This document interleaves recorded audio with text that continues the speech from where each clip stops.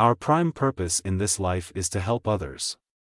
And if you can't help them, at least don't hurt them. In order to carry a positive action, we must develop here a positive vision. Love and compassion are necessities, not luxuries. Without them, humanity cannot survive. Be kind whenever possible. It is always possible. Old friends pass away, new friends appear. It is just like the days. An old day passes, a new day arrives.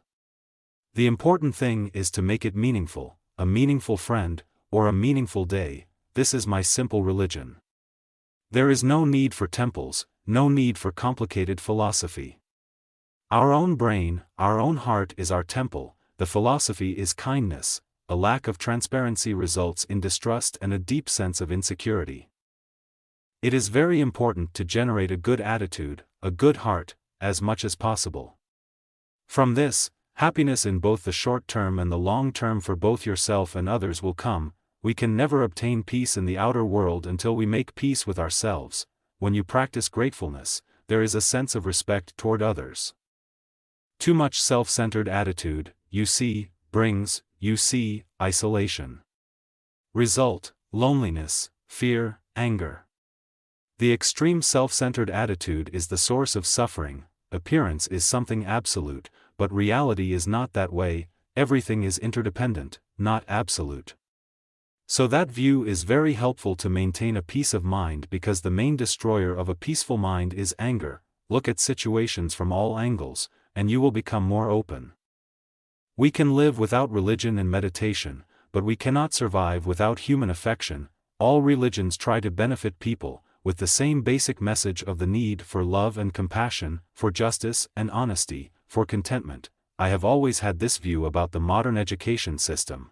We pay attention to brain development, but the development of warm-heartedness we take for granted. Death means change our clothes. Clothes become old, then time to come change. So this body become old, and then time come, take young body. As a human being, anger is a part of our mind. Irritation also part of our mind. But you can do, anger come, go. Never keep in your your inner world, then create a lot of suspicion, a lot of distrust, a lot of negative things, more worry.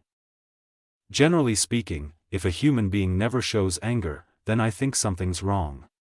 He's not right in the brain. The ultimate authority must always rest with the individual's own reason and critical analysis.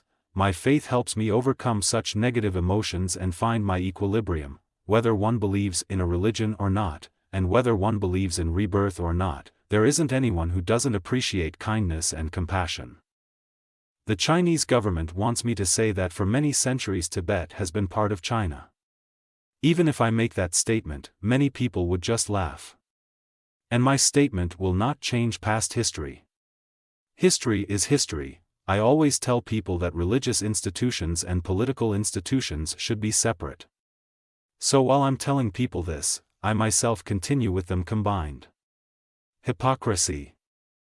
The basic Buddhists stand on the question of equality between the genders is age-old.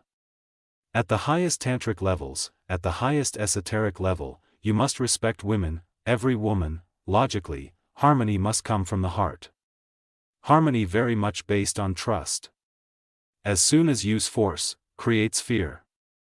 Fear and trust cannot go together. We all have to live together, so we might as well live together happily. The basic Buddhists stand on the question of equality between the genders is age-old. At the highest tantric levels, at the highest esoteric level, you must respect women, every woman. Logically, harmony must come from the heart. Harmony very much based on trust. As soon as use force, creates fear. Fear and trust cannot go together. We all have to live together, so we might as well live together happily. There is no need for temples, no need for complicated philosophies. My brain and my heart are my temples. My philosophy is kindness. When we meet real tragedy in life, we can react in two ways, either by losing hope and falling into self-destructive habits, or by using the challenge to find our inner strength.